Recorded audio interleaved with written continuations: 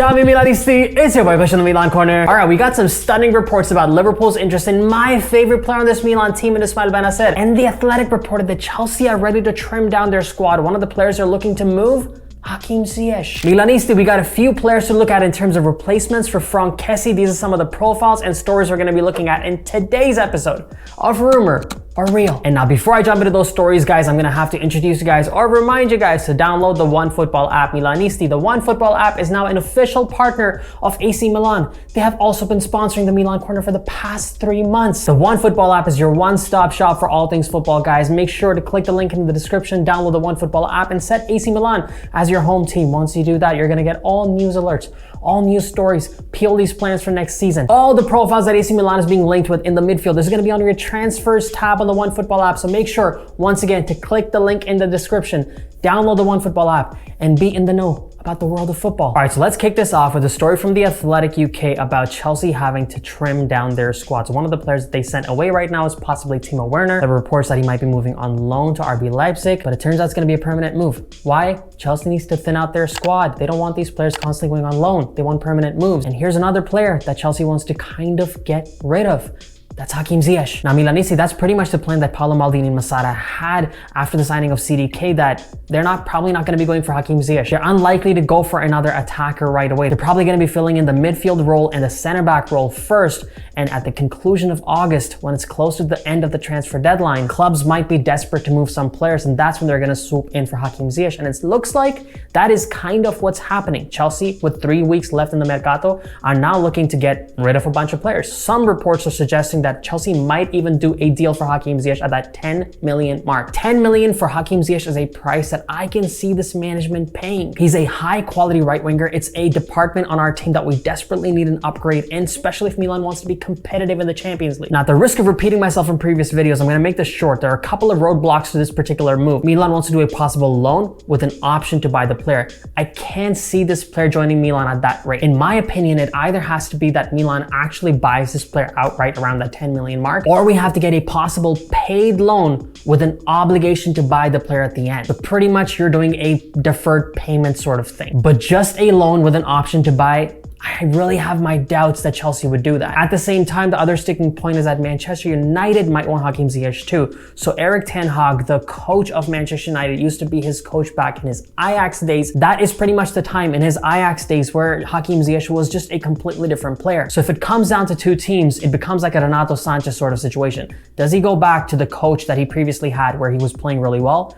Or does he come to AC Milan? At the same time, if Milan wants to sign this player, they might have to, according to some reports, get rid of either Brahim Diaz, send him back to Real Madrid, or find a possible buyer for Alexis Saelemaekers. Keeping all of these roadblocks in place, the loan with obligation, Manchester United, Alexis Saelemaekers move. At this point in time, Milanisti, on the Rumor or Real meter, I'm gonna have to make this move probably unlikely. I wanna know in the comment section, what do you guys think? Do you think there's any possibility that Hakim Ziyech still comes to the Rossoneri? Now, the English media has flooded with reports about Liverpool and Jurgen Klopp wanting Ismaël Bennacer. That's a player that they've picked out. That's a player that they're ready to prepare an offer this week for about that 40 million mark. Guys, at this point in time, I just can't see this particular move happening. For any Liverpool fans watching, I'm sorry to break your heart. Ismaël Bennacer is my favorite player on this team. He's probably one of the best midfielders out there, but I just can't see Milan letting go of this player. We just lost Franck to Barcelona. Sandro Tonali just got an injury in the last game. Milan sees that the midfield department is pretty thin right now. I just can't see them moving arguably our best, most talented and skilled midfielder in this mercato. So for me, on the Rumor or Real meter, Ismaël Bennacer moving to Liverpool, I'm going to call that a flat out rumor. I don't think there's anything to that. Maybe they may have contacted Milan.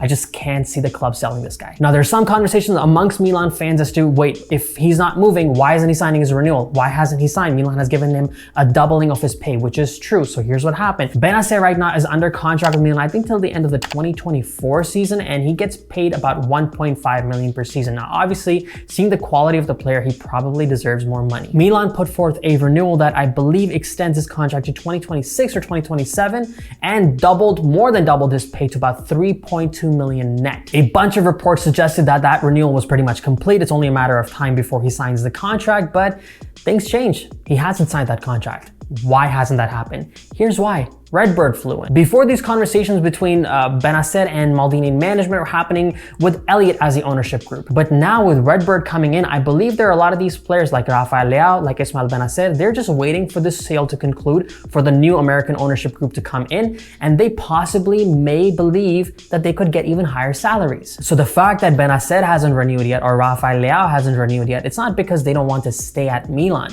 It's because they see a new ownership group come in, they see the possibility of more funding, they think they might be able to secure a higher salary. So once again, guys, at this point in time, Bennacer to Liverpool, that is obviously a flat out rumor. Milan is desperate for midfielders. We already have an injury for Tonali. We're still actually looking for a replacement for Franck Kessie. Why would we let go of our best midfielder? Now, who will be that replacement for Franck Kessie? So some reports are suggesting that Milan are actually not specifically looking for a like-for-like replacement for Kessie. So Kessie was a box-to-box midfielder playing in the double pivot with Tonali or with Ismaël Bennacer. He was a creative force, but he was also a little bit more of a defensive presence. That wasn't a profile that Renato Sanchez met at all. The closest profile that I guess we've kind of been rumored to be linked with was Douglas Luiz. He becomes that particular defensive box-to-box midfielder. But it looks like Pioli is actually not asking for that type of a replacement. Pioli wants a more creative force, a physical presence, but a creative force who can make those runs forward and help in attack. And one of the players that fits that role is Bordeaux's Gene Onana, the former teammate of Yacine Adli. Now, Bordeaux got relegated to League 2, so they're probably looking to offload some players. He's a young guy, he's about 22 years old, and he takes those boxes of being a physical presence, a decent ball carrier, and having Yacine Adli, a familiar player in Milan's midfield. Guys, at this point in time, this particular profile, I think it is at this point just a rumor. I believe Milan wants an experienced midfielder. I don't think they want a 22-year-old replacing an experienced player like Franck Kessie. We already have young guys in Pobega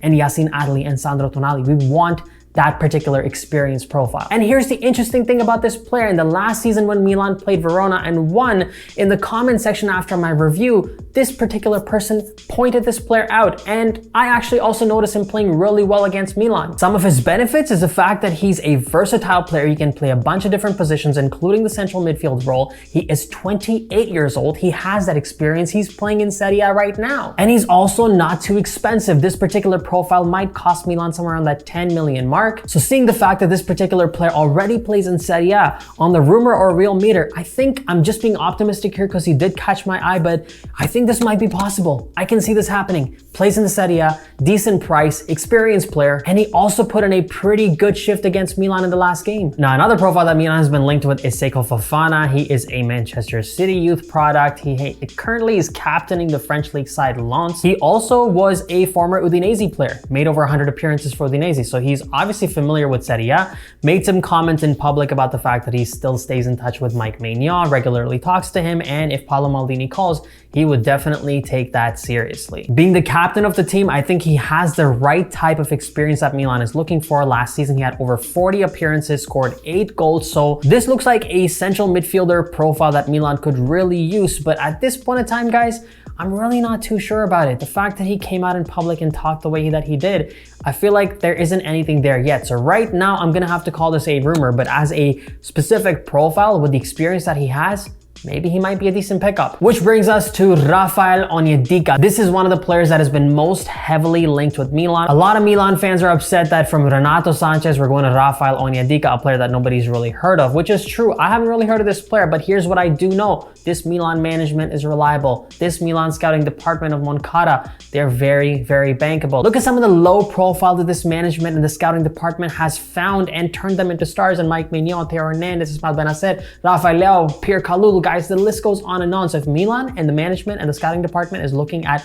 Onyedika as a realistic target, I'm gonna have to give that some credit. So in the previous season, last season, he had about close to 50 appearances as a defensive midfielder. He's only 21 years old, still had a few goals under his belt as well. But just like Fofana and Onana, I'm gonna have to give Onyedika's possibility of making a move to Milan. I'm gonna call this on the rumor real meter still just a rumor. I don't think there's anything concrete here yet. No salary, no possible transfer amounts have been discussed yet. So right now, I think it's just a rumor. Well, there you have it, Milanisi. Those are some of the stories and profiles we wanted to look at today. Now, rest easy, guys. I don't think Ismaël Bennacer is going anywhere. It would be a solid pickup for Milan to get Hakim Ziyech. At the same time, there's a little bit of relief in the Milan squad because it looks like Sandro Tonali is not going to be injured for too long. He's probably going to miss the first 3, maybe 4 games. At the same time, it looks like the player that's going to be partnering up with Ismaël Bennacer in the midfield is going to be Rade Krunic. Now, some people are getting uncomfortable about that, but keep in mind, Krunic and Bennacer used to be teammates at Empoli. They are pretty used to playing with each other in the midfield. So that might be the right pairing, but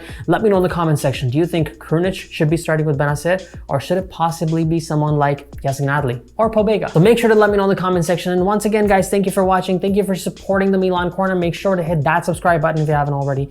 Hit the bell notification so you can watch the Milan Corner videos as soon as I upload them. And also make sure to follow me on Instagram and on Twitter at the Milan Corner. And as always, Forza Milan, grazie mille e ciao tutti!